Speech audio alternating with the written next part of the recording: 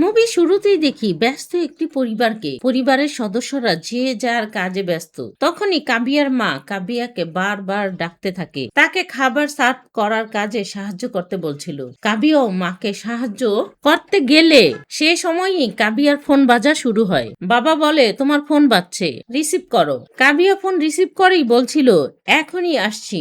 মা বলে, মেয়ে মানুষ এত রাতে কেন বের হবে? বাবা বলে, একজন সাংবাদিকের নিজের নাম পত্রিকায় ছাপানোর জন্য দিন রাত কাজ করতে হয়। বাবার অনুমতি পেয়েই কাবিয়া চলে যায় নিজের কাজে। যাবার সময় বলে যায় ভিকিও তার সাথে যাবে, চিন্তা যাতে না করে। তারা দুজনেই চলে আসে একটি বারে। সেখানেই ইনফরমাল কাবিয়াকে জানায় এক সিমেন্ট ফ্যাক্টরির মালিকের সাথে মিটিং কাল রেডিসন হোটেলে। তাই কাবিয়াও হোটেলে যাওয়ার জন্য একটি রুম বুক করে নেয়। আর শুক্লা যে রুমে আছে সেই রুমের নাম্বার জানার জন্য ধাক্কা লাগার অভিনয় করে ফাইলটি ফেলে দিয়ে শুক্লার রুমের নাম্বার 121 কাবিয়া দেখে নেয়। এরপরেই দেখি ভিকি রুমে এসে মাইক্রোস্কোপ ক্যামেরা সেট করে শুক্লার ছবি তুলে।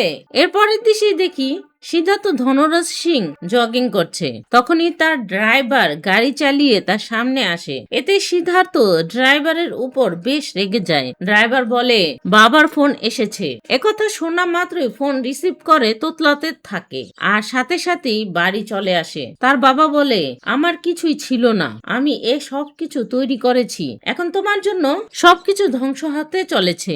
সিদ্ধার্থ নিউজ পেপার পড়ছিল। তখন তার বাবা বলে, কতক্ষণ আর পেপার দেখবা, কিছু বলো।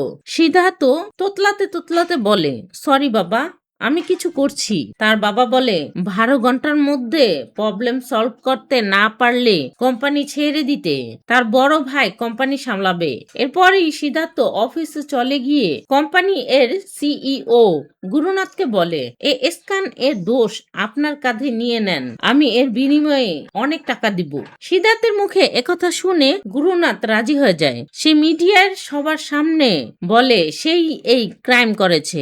ভিকি আর কাবিয়াও বারে বসে এসব কিছুই দেখছিল। তখনই কাবিয়ার কাছে ফোন আসে সিদ্ধার্থ কাবিয়াকে কফি খাওয়ার জন্য আসতে বললে কাবিয়া হিলটন কফি শপের কথা বলে। সিদ্ধার্থ রাজি হয়ে যায় দেখা করার জন্য। সিদ্ধার্থ আগে থেকে অপেক্ষা করছিল। কাবিয়া আসার সময় এক ওয়েটারের সাথে ধাক্কা লেগে কাবিয়ার ব্যাগে থাকা জিনিস পড়ে গেলে কাবিয়া সেগুলো উঠাতে থাকে। আর দূর থেকে সিদ্ধার্থ কাবিয়াকে দেখছিল। কাবিয়া এসে সিদ্ধার্থের সাথে পরিচিত হয়। এর সাথে সাথে বিশাল অফারও দেয়, কোম্পানিতে চাকরি, বাড়ি, গাড়ি, সকল সুবিধা পেয়ে কাবিয়া সাংবাদিকতা ছেড়ে দিয়ে সিদ্ধার্থের অফিসে জয়েন করার কথা চিন্তা করে। ভিকিকে জানায়। ভিকিও কাবিয়াকে একটি ঘড়ি গিফট করে যাতে কাবিয়ার জীবনের ভালো সময় দেখে। কাবিয়া আর সিদ্ধার্থ দুজনেই চলে যায় একটি বড় ডিল ফাইনাল করার জন্য।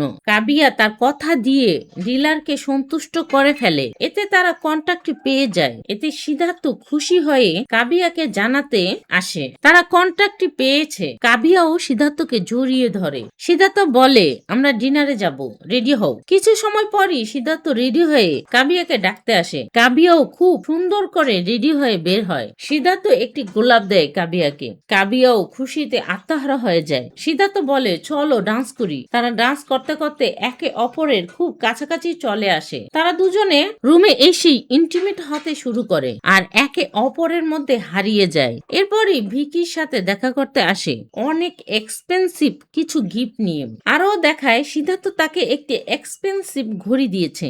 ঘড়ি দেখে ভিকির মোটেও ভালো লাগে না, কিন্তু কাবিয়াকে এ বিষয়ে কিছু বলতে পারে না। কাবিয়া সিদ্ধার্থের অফিসের ভিতরে ঢুকতে চাইলে তার কার্ড কাজ করছিল না। তখন কাবিয়া রিসেপশনে গিয়ে বলে, আমার কার্ড কেন কাজ করছে না, আরেকটি দাও। রিসেপশনিস্ট শেলি বলে, তোমার কার্ড টার্মিনেট করা হয়েছে, ইস্যু করার পারমিশন নেই। এরপরেও কাবিয়া ভিতরে ঢুকতে চাইলে জেসলিন বাধা দেয়। তাই সিদ্ধার্থ বলে, জেসলিন ওকে ভিতরে আসতে দাও। কাবিয়া ভিতরে ঢুকে সিদ্ধার্থের কাছে জানতে চায় তার কার্ড ভ্যালিড করা হয়েছে কেন। সিদ্ধার্থ বলে, খারাপ খবর সবার পরে জানতে পারা যায়, যেমন আমার স্ক্যামের ব্যাপারে আমি সবার পরে জানতে পেরেছি। কাবিয়া বলে, দিস ইজ জোক। সিদ্ধার্থ হেসে কাবিয়াকে ধাক্কা মেরে মাটিতে ফেলে দেয়, আবার হাত ধরে মাটিতে উঠিয়ে চেয়ারে চেয়ারে বসায় আর বলে কারো সাথে বদলা নিতে হলে তাকে বাঁচিয়ে রাখতে হবে। আরো বলে আমি সিদ্ধার্থ ধনরাজ বীর, নোবডি ফক্স উইথ মি, আর আমার অফিস থেকে বের হয়ে যাও। কাবিয়া অফিস থেকে বের হবার সময় লিফটে চিৎকার করে কাঁদে আর কাবিয়াকে নেওয়ার জন্য ভিকি গাড়ি নিয়ে আসে। এরপরই কাবিয়া ভিকির গাড়িতে করেই বিভিন্ন অফিসে যায় চাকরির জন্য, কিন্তু কোথাও চাকরি পায় না। এর মধ্যেই কাবিয়ার বমি হওয়া শুরু হয়। কাবিয়া ডাক্তার দেখালে জানতে পারে সে প্রেগনেন্ট। ডাক্তার ভিকিকে বলে আপনার বউ প্রেগনেন্ট। ভিকির গাড়ি জ্যামের মধ্যে থামলে কাবিয়া কিছু না বলেই চলে যায়। রাস্তার ওপারে গিয়ে একটি সিএনজি ভাড়া করে চলে যায় সিদ্ধার্থের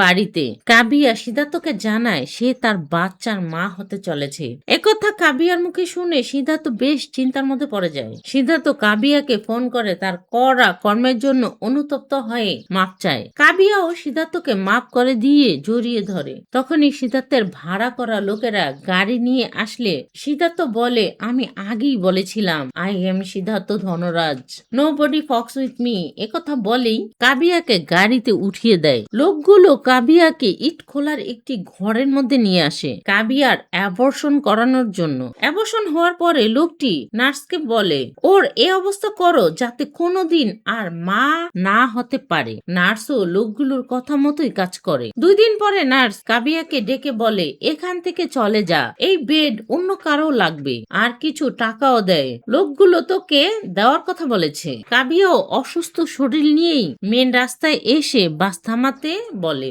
সেই বাসে করে একটি ধাবার সামনে এসে একজনের কাছে মোবাইল চেয়ে ভিকিকে ফোন করেই অজ্ঞান হয়ে যায়। কাবিয়াকে হসপিটালে শর্ট দিতে থাকে শ্বাস ফিরিয়ে আনার জন্য। এক পর্যায়ে কাবিয়ার শ্বাস ফিরে আসে। কাবিয়া ভিকির কাছে জানতে চায় তার কি হয়েছিল।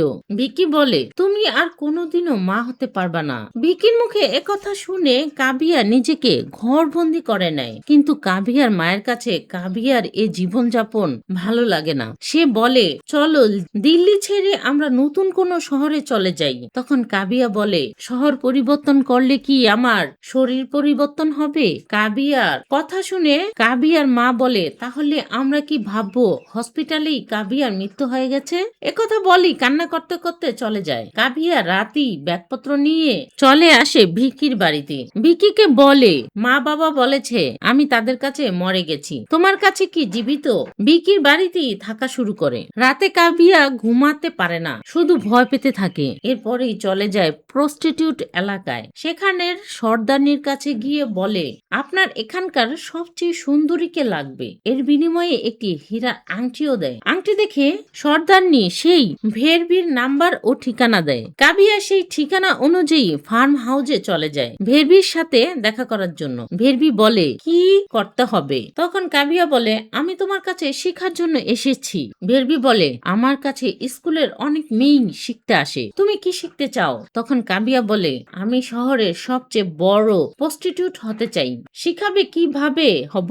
তখন ভেরবি বলে সেক্স ইজ ন্যাচারাল। কাবিয়া বলে হ্যাঁ আমিও সেক্স করেছি, তবে যাকে ভালোবেসেছি তার সাথে। আমি শিখতে চাই যার সাথে ভালোবাসার কোনো সম্পর্ক নেই তার সাথে সেক্স করব কিভাবে। ভেরবি কাবিয়াকে ছোট কাপড় দেয় পরার জন্য। কাবিয়া ভিতরে যেতে চায় পরিবর্তন করার জন্য। তখন ভেরবি বলে তুমি আমার সামনে কাপড় বদলাতে লজ্জা পাচ্ছ, পুরুষের সামনে কাপড় বদলাবে কি করে? তাই ভেরবি কাপড় খুলে সিগারেটের ধোঁয়া কাবিয়ার মুখে মারে। এরপরই কাবিয়া একটি বারে চলে গিয়ে একটি অপরিচিত ছেলের সাথে সেক্স করে। বাসায় এসে ল্যাপটপে চেক করে সিদ্ধার্থের বড় ভাই কুমার রাজদীপ সিং এর ডিটেলস। রাজদীপ বেসবল খেলা শেষ করে চলে যাওয়ার সময় কাবিয়া রাজদীপের গাড়ির সামনেই নিজের গাড়ি রাখে। এতে রাজদীপ রেগে বলে কি ব্যাপার, গাড়ি এখানে কেন রেখেছেন? তখনই গাড়ি থেকে কাবিয়া বেরিয়ে আসে। কাবিয়াকে প্রথম দেখি রাজদীপ তো ক্রাশ খেয়ে যায়। কাবিয়া রাজদীপের সাথে পরিচিত হয়, আরো বলে সে রাজদীপের বড় ফ্রেন্ড। আরো জানতে চায় আপনার সাথে আমার ওয়াইন পান করার চান্স কতটুকু। একথা শুনে রাজদীপ রাজি হয়ে যায়। রাজদীপ ঘর থেকে বের হতে চাইলে রাজদীপের অসুস্থ স্ত্রী অর্চনা বলে ডিনার ইজ রেডি। তখন রাজদীপ বলে আমি তো তোমাকে 1 ঘন্টা আগে বলেছিলাম আমি ডিনার বাইরে করব। একথা বলেই স্ত্রীকে ওষুধ খাওয়ায়। কাবিয়ার সাথে আসে হোটেলে দেখা করতে। এদিকে কাবিয়া তো রেডি রেডি রাজদীপ সিং এর সাথে সেক্স করার জন্য। এই সেক্স করার মধ্যেই রাজদীপ সিং এর মোবাইল থেকে তার বিজনেসের সকল ডাটা নিজের মোবাইলে ট্রান্সফার করে নেয়। সারা রাত রাজদীপ সিং এর সাথেই থাকে। সকালে ভিকির বাড়িতে আসলে ভিকি জানতে চায় কোথায় ছিল সারা রাত আর কি বা করছে। তখন কাবিয়া বলে, যাই করছি শুনলে তোমার ভালো লাগবে না। ভিকি এরপরও জানতে চাইলে কাবিয়া বলে, আমি সিদ্ধার্থকে ধ্বংস করতে নেমেছি। প্রথমে ধ্বংস করব ওর অহংকার, এরপর ওর বিজনেস, শেষে ওকে। আর আমি কাল সারা রাত ওর ভাই রাজদীপ সিং এর সাথে ছিলাম নেকেট অবস্থায়। তখন ভিকি বলে, কারো জন্য কবর খুঁড়তে হলে আগে নিজের কবর খুঁড়তে হবে। তখন কাবিয়া বলে, আমি তো কবেই মরে গেছি, মরা মানুষ কবরকে ভয় পায় না। একথা বলেই উপরে চলে যায়। পরের দিনই এক বিজনেসম্যান দেশরাজ ট্যান্ডনকে ফলো করে। সে বাথরুমে গেলে কাবিয়াও বাথরুমে গেলে ট্যান্ডন বলে, এটা জেন্টস বাথরুম। তখন কাবিয়া বলে, যেসব কাজ নিষেধ আমি সেই কাজই করি। আমার কাছে এমন ইনফরমেশন আছে যে আপনার কোম্পানি তালা লাগা থেকে বাঁচাতে পারেন। টেন্ডন কাবিয়ার কথা বিশ্বাস করতে না চাইলে কাবিয়া পেপার দিয়ে টেন্ডনকে বলে, কালই 4 কোটি টাকা আমার ব্যাংক অ্যাকাউন্টে পাঠিয়ে দিবেন। এরপরে নিউজ এমডি ডেইলি সিমেন্ট এর নিউজ চলতে থাকে। তাই সিদ্ধার্থের বাবা সিদ্ধার্থকে ডেকে বলে, টেন্ডনের কাছে এই নিউজ কিভাবে পৌঁছালো? সিদ্ধার্থ বলে, আমি খবর নিচ্ছি। 24 ঘন্টার ভিতরে কিভাবে এ ইনফরমেশন লিক হলো তা জানতে পারবো। তখন বাবা বলে, 24 বছরেও তুমি আমার সামনে ঠিকভাবে কথা বলতে পারোনি, আর 24 ঘন্টায় কি পারবে? তখন তার বাবা রাজদীপকে এ দায়িত্ব দেয় আর সিদ্ধার্থকে ধমকাতে থাকে। সিদ্ধার্থকে কাবিয়া মেসেজ করে, তাই সিদ্ধার্থ আসে কাবিয়ার সাথে দেখা করার জন্য। কাবিয়া বলে, এটা তো স্রেফ শুরু। তখন সিদ্ধার্থ বলে, আমি আগেই ধারণা করেছিলাম এ কাজ তোমারই, তুমি হলে খুব বোকা মানুষ। তখন কাবিয়া বলে, নারী নিজের ইজ্জত বাঁচানোর বদলে বিক্রি করতে আসলে সে যে কোনো লোককে কিনে নিতে পারে, সে সিদ্ধার্থই হোক। তখন সিদ্ধার্থ বলে, ইঁদুরের দাঁত বাঘের দাঁতের চেয়ে বেশি ধারালো হয়, কিন্তু ইঁদুরের চেয়ে বাঘের শক্তি বেশি হয়, আর পুরুষের শক্তি তো হাতে হয়। একথা বলে কাবিয়াকে এক চড় মেরে কাবিয়াকে জিজ্ঞাসা করে, কেমন লাগলো? তখন কাবিয়া বলে, আমার করা প্রতিজ্ঞা আরো শক্ত হলো। কাবিয়া ভিকিকে নিজের কেনা ফার্ম হাউসে নিয়ে যায় দেখানোর জন্য, এত বড় ও সুন্দর ফার্ম হাউস। তখন ভিকি বলে, এত বড় ফার্ম হাউস কেনার টাকা পেলে কোথায়? কাবিয়া বলতেই যাবে, ভিকি চলে যায়। এরপরই সিদ্ধার্থ শাস্ত্রী নামের এক ডিটেকটিভের কাছে আসে। তাকে কাবিয়ার ছবি দেখিয়ে বলে, এর ডিটেলস লাগবে। এ 24 ঘন্টা কি করে সবকিছুর খবর নিতে হবে। তখন শাস্ত্রী বলে, পেয়ে যাবেন সবকিছু। কাবিয়া বাড়ি থেকে বেরিয়ে গেলে শাস্ত্রীর টিমের লোকেরা এসে কাবিয়ার পুরো বাড়িতে ক্যামেরা লাগিয়ে দিয়ে আসে নজর রাখার জন্য। কাবিয়া বাড়িতে এসেই বুঝতে পারে বাড়িতে কেউ এসেছিল। এরপরই হাতি চেক করে বুঝতে পারে পুরো ঘরই ক্যামেরা লাগানো। কাবিয়া বুদ্ধি করে রাজদীপকে ফোন করে তার সাথে দেখা করার জন্য। রাজদীপ ফোন রিসিভ করেই সার করে কথা বলে। তার স্ত্রী বুঝতে পারে রাজদীপ কোনো মেয়ের সাথে দেখা করার জন্য যাচ্ছে। রাজদীপ বলে, আমি মিটিং করতে যাচ্ছি। অর্চনা বলে, আমার পিঠের হাড়ে সমস্যা, ব্রেনে না। কার সাথে দেখা করার জন্য যাচ্ছ? স্ত্রীর এ কথায় রাজদীপ বেশ রেগে যায়। এরপরে দেখা করতে আসে কাবিয়ার সাথে। কাবিয়া রাজদীপের সাথে ওয়াইন পান করতে করতে বলে, আমি তোমার ভাই সিদ্ধার্থের উপর প্রতিশোধ নেওয়ার জন্য তোমাকে ব্যবহার করেছি। তোমার মোবাইল থেকে সমস্ত ইমেজ ডাটা নিয়ে টেন্ডনকে দিয়েছি। কাবিয়ার মুখে এসব কথা শুনে রাজদীপ চলে যেতে চাইলে কাবিয়া নিজের শরীরের লোভ দেখিয়ে রাজদীপকে আটকায়। আর সবকিছু শোনার পর এই রাজদীপও কাবিয়ার সাথে সেক্স করার জন্য আটকে যায়। তারা ঘরে যা কিছু করছিল সবকিছুই সরাসরি দেখছিল শাস্ত্রী ও রাজদীপ। এসব দৃশ্য দেখে রাজদীপের তো রাগ উঠে যায়, সে বাহিরে চলে যায়। তখন শাস্ত্রী বলে, কি করব এদের? রাজদীপ বলে, এরা যা করছে করতে দেন, সময় হলে দেখা যাবে। সিদ্ধার্থ একটি নতুন প্রজেক্ট নিয়ে তার বাবার কাছে আসে। প্রজেক্টের নাম বায়োডিভার্সিটি পার্ক ড্যাম প্রজেক্ট। এ কাজে তাদের অনেক প্রফিট হবে আর এ প্রজেক্ট তাদের লাভ হবে। 3900 করোড়। ডেইলি সিমেন্ট এর কপিও পরে শোনায় 4000 করোড় ক্রস করবে। রাজদীপ বলে, তুমি কি নিশ্চিত? সিদ্ধার্থ বলে, কনফার্ম ইনফরমেশন। রাজদীপ কাবিয়ার সাথে দেখা করতে গেলে কাবিয়া বলে, এখন কোন প্রজেক্ট নিয়ে ব্যস্ত আছো? প্রজেক্টের ব্যাপারে কিছু বলছো না কেন? তখন রাজদীপ প্রজেক্টের ব্যাপারে সবকিছু বলে দেয় আর ড্যামে লাভ ও ডেলি সিমেন্টের বিটের কথা বলে। ৩৭০০ করোড়। কাবিয়ার মুখে একথা শুনি সিদ্ধার্থ যায় মিনিস্টার টাকা ঘুষ দিতে। মিনিস্টারকে ৪০০ কোটি ঘুষ অফার করে। এতে ড্যামের কাজ সিদ্ধার্থই পেয়ে যায়। সিদ্ধার্থ সুযোগ পেয়ে কাবিয়া কি করছে দেখার জন্য টিভি অন করলে কাবিয়া বলে, এই ক্যামেরাই লাগিয়েছ আমাকে ২৪ ঘন্টা ফলো করার জন্য? কাবিয়ার একথা শুনে সিদ্ধার্থের অবস্থা তো খারাপ হয়ে যায়। কাবিয়া বলে, nobody fucks with me. এই কথা আমি তোমার কাছ থেকেই শিখেছি। ৪০০ করোড় তুমি মিনিস্টারকে দিয়েছো, ও তো গেছে। সাথে সাথে পার্কে ১৬০০ কোটি টাকার পাথর থাকার কথা ছিল, পার্কে সেই পাথরও নেই। কারণ একথা আমি তোমার বিপক্ষের লোকদের জানিয়ে দিয়েছি। এখন কি বলবে বাবাকে? এরপরই সিদ্ধার্থ নিজের বড় ভাই রাজদীপকে লোক লাগিয়ে গুলি করে হত্যা করে। সকালে এক মেয়ে বাবার সাথে জগিং করতে আসলে দেখে গাড়িতে ঘুড়ি লেগে আছে। সেটা নিতে গেলে দেখে রাজদীপের লাশ। মেয়েটি চিৎকার করে বাবাকে ডাকে। এরপরই ইন্সপেক্টর কাবিয়াকে গ্রেফতার করতে আসে। কাবিয়া জানতে চায় তার দোষ কি। ইন্সপেক্টর বলে, রাজদীপ সিংকে হত্যা করার অপরাধ। সিদ্ধার্থ ভাইকে মেরে এর দোষে কাবিয়াকে জেলে পাঠালো। কি যে মাস্টারমাইন্ড বুদ্ধি সিদ্ধার্থের। কোর্টে একটি সুইসাইড নোট দেখায় আর একটি ভিডিও ফুটেজ কাবিয়ার বিপক্ষে দেখায়। সবার সামনেই সেই ফুটেজ চালাতে থাকে। এই ফুটেজ দেখে কোর্ট কাবিয়াকে ১৪ দিনের রিমান্ড দেয়। কোর্ট থেকে জেলে নেওয়ার সময় অর্চনা আসে কাবিয়াকে দেখতে। কাবিয়া অর্চনাকে দেখে। সিদ্ধার্থের বাবা বলে, এক আজব কন্ট্রাক্ট, রাজদীপের হত্যা, কাবিয়ার গ্রেপ্তার, এসব ঘটনায় তোমার হাত নেই তো? সিদ্ধার্থ বলে, না বাবা। সিদ্ধার্থের বাবা বলে, তোমার তোতলামি বেড়ে গেছে। বাবা চলে গেলে সিদ্ধার্থ শয়তানের হাসি হাসে। ইন্সপেক্টর বলে, সাংবাদিক থেকে প্রস্টিটিউট হয়েছেন, আপনার পক্ষে কোনো কথা বলেন। তখন কাবিয়া ইন্সপেক্টরকে কানে কানে সবকিছু বুঝিয়ে বলে। ইন্সপেক্টরও সাথে সাথে দেখা করতে যায় মিনিস্টারের সাথে। মিনিস্টারকে কাবিয়ার কথা বললে মিনিস্টার কাবিয়ার সাথে দেখা করার জন্য যায়। কাবিয়া মিনিস্টারকে বলে, সারা শহর বলছে আমি রাজদীপকে মেরে ফেলেছি। আসলে রাজদীপের মরণের তার জুড়েছে ওই ৪০০ কোটির সাথে, যা সিদ্ধার্থ আপনাকে দিয়েছিল। তখন মিনিস্টার বলে, আপনি মিথ্যা বলছেন। তখন কাবিয়া বলে, সারা শহর এ কথা বলতে থাকলে মিথ্যাও সত্য হতে পারে। কাবিয়া বলে, আমাকে রাজদীপ বলেছিল আপনি আর সিদ্ধার্থ মিলে লুটপাট করছেন, এর প্রমাণও আছে, যে কোনো সময় এক্সপোজ করব। তখন মিনিস্টার বলে, আমার জন্য মায়া হবার কোনো কারণ তো আছে, বলেন। তখন কাবিয়া বলে,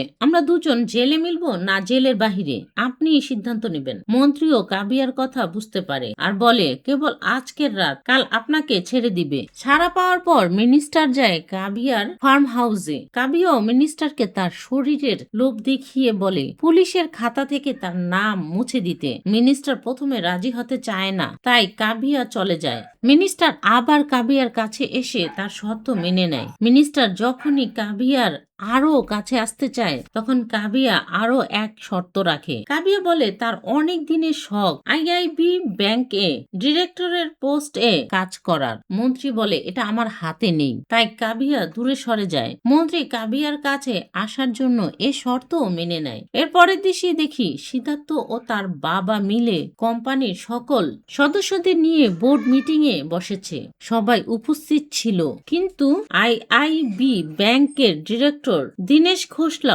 উপস্থিত ছিল না। দীনেশ ঘোষলার কথা সিদ্ধার্থের বাবা জানতে চাইলে একটি মেয়ে এমপ্লয়ি বলে সে কাল রিজাইন করেছে, তার জায়গায় নতুন একজন জয়েন করেছে। মিনিস্ট্রি থেকে তার নাম এখনো আসেনি, তাই সবাই মিটিং শুরু করতেই যাবে তখন কাবিয়া এসে হাজির হয় আর তার পরিচয় দেয়। কাবিয়ার মুখে এ কথা শুনে সিদ্ধার্থ চেয়ার থেকে উঠে দাঁড়িয়ে পড়ে। সিদ্ধার্থ বলে, this is my board meeting, get out. তখন কাবিয়া সিদ্ধার্থের কথায় পাত্তা না দিয়ে সিদ্ধার্থের বাবা কুমারকে বলে, Kumar, where is my seat? Kumar সিদ্ধার্থকে ধমক দিয়ে কাবিয়াকে তার সিট দেখিয়ে দেয়।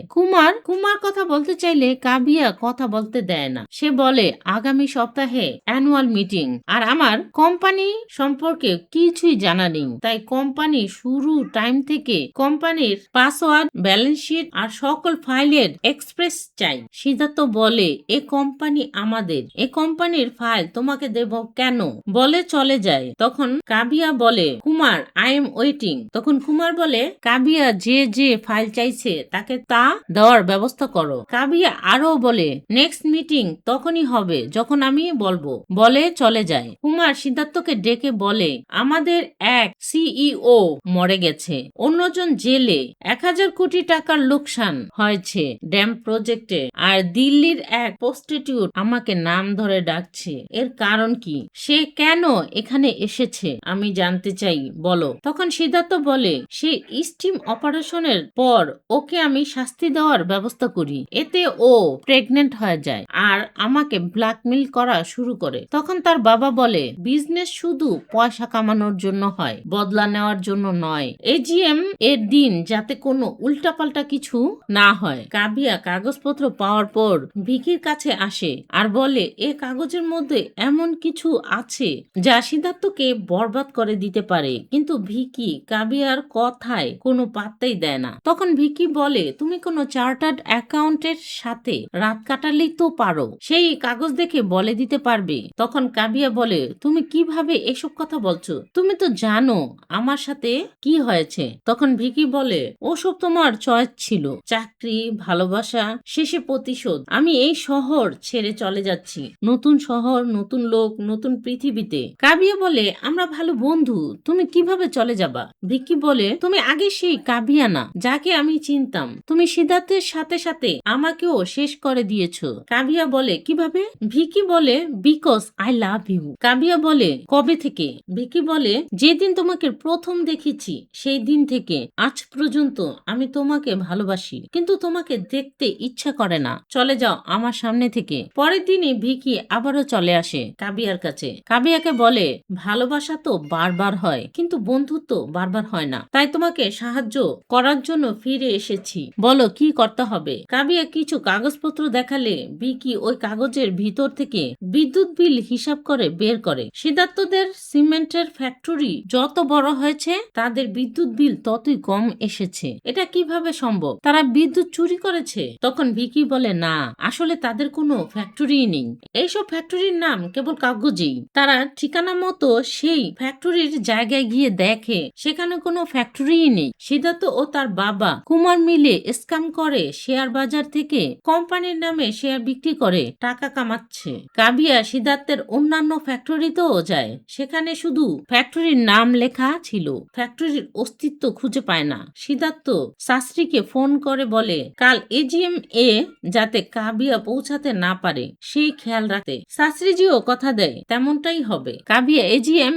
এ যাওয়ার জন্য বাড়ি থেকে বের হলে গাড়ির ড্রাইভারকে পায় না। কাবিয়া নিজেই ড্রাইভ করতে চাইলে গাড়িতে দেখে এক ডিভিডি। বাড়িতে এনে সেই ডিভিডি চালালে দেখে ভিকিকে আটকে রেখেছে। কাবিয়া এজিএম এ আশেপাশে গেলে ভিকিকে মেরে ফেলবে, তাই কাবিয়া বাসায় বসে থাকে। ওইদিকে কুমার নিজেদের কোম্পানিকে অনেক প্রফিটেবল কোম্পানি বলে শেয়ার হোল্ডারদের বলছিল। সে আরো বলে, এবছর তাদের জন্য গোল্ডেন ইয়ার, এই জন্য শেয়ার হোল্ডারদের বোনাস ও 1:1% প্রফিটও দেবে। এতে সবাই খুশি হয়ে তালি দিতে থাকে। কুমার আরো বলে, সিমেন্ট ফ্যাক্টরির ম্যানেজিং ডিরেক্টর সিদ্ধার্থ ধনরাজ বলে ঘোষণা দেয়। ওইদিকে ভিকি শাস্ত্রীর লোকদের সাথে ফাইট করে তাদের ফাঁকি দিয়ে একটি ফোনের দোকানে এসে কাবিয়াকে বলে, আমি ঠিক আছি, তুমি তাড়াতাড়ি এজিএম এ চলে যাও। তখন কাবিয়া হল রুমে পৌঁছে সকল শেয়ার হোল্ডারদের বলে, তাদের কোম্পানি শুধু কাগজে,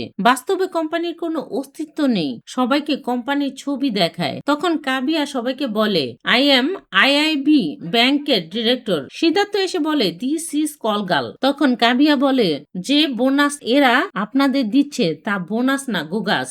এই সিদ্ধার্থের মতো তার কোম্পানিও ফ্রড নিউজে দেখাতে থাকে, যে কোনো সময় সিদ্ধার্থকে গ্রেফতার করা হবে। সিদ্ধার্থ বাবাকে ফোন করতে থাকে, কিন্তু সিদ্ধার্থের বাবাই এসে উপস্থিত হয়। সে বলে তোমার বিরুদ্ধে এফআইআর করা হয়েছে, যে কোনো সময় তুমি গ্রেপ্তার হবে। সিদ্ধার্থ বাবার কাছে সাহায্য চায় আর বলে আমি হারতে চাই না। বাবা বলে তুমি অলরেডি হেরে গেছো, তাই এই পেপারে সাইন করো। সিদ্ধার্থ বলে কিসের পেপার? কুমারজি বলে আমার সকল কোম্পানি থেকে তোমাকে বাদ দিলাম, সাইন করো। সিদ্ধার্থ সকল পেপারে সাইন করে দেয়। বাবা চলে যাওয়ার পর সিদ্ধার্থ নিজের পিস্তল বের করে নিজের মাথায় গুলি করে, কিন্তু গুলি বের হচ্ছিল না। পেছনের দিকে তাকিয়ে দেখে কাবিয়াকে। কাবিয়া গুলিগুলো দেখায়, আরো বলে কারো জীবন শেষ করতে হলে তাকে জীবিত রাখতে হয়। একথা আমি তোমার কাছ থেকেই শিখেছি। কাবিয়া সিদ্ধার্থের দেওয়া ঘড়ি ফিরিয়ে দিয়ে চলে গেলে সিবিআই অফিসাররা এসে সিদ্ধার্থকে ধরে নিয়ে যায়। আর এই দৃশ্য কাবিয়া পেছনে দাঁড়িয়ে দেখছিল। কাবিয়া সিদ্ধার্থকে পুলিশের গাড়িতে দেখে চলে আসে। ভিকি কাবিয়ার সাথে ফার্ম হাউসে যেতে চাইলে কাবিয়া বলে এই ঘরে আমার একটি জিনিস আছে, সেটা নিয়েই চলে আসবো। কাবিয়া ভিকির দেওয়া ঘড়িটি নেয়। এরপর এই লাইট ফ্লিপিং করলে সেটা ঠিক করতেই দেখে অর্চনা দাঁড়িয়ে আছে, পিস্তল তাক করে। অর্চনা কোনো কিছু না বলেই কাবিয়াকে গুলি করে দেয়। কাবিয়া সুইমিং পুলে পড়ে যায়। বাহির থেকে ভিকি শব্দ পেয়ে ভিতরে এসে দেখে কাবিয়ার রক্তাক্ত বডি সুইমিং পুলে আর অর্চনা পিস্তল হাতে দাঁড়িয়ে। অর্চনা ভিকির সামনে নিজেই নিজের মাথায় গুলি করে মরে যায়। আর ভিকি চিৎকার করে কাবিয়াকে ডাকতে থাকে। আর কাবিয়ার বলা কথা মনে পড়ে, মরার লোক কবরকে ভয় পায় না। খুব দুঃখের ভরা ইন্ডিংয়ের মাধ্যমে মুভির গল্পটি শেষ হয়।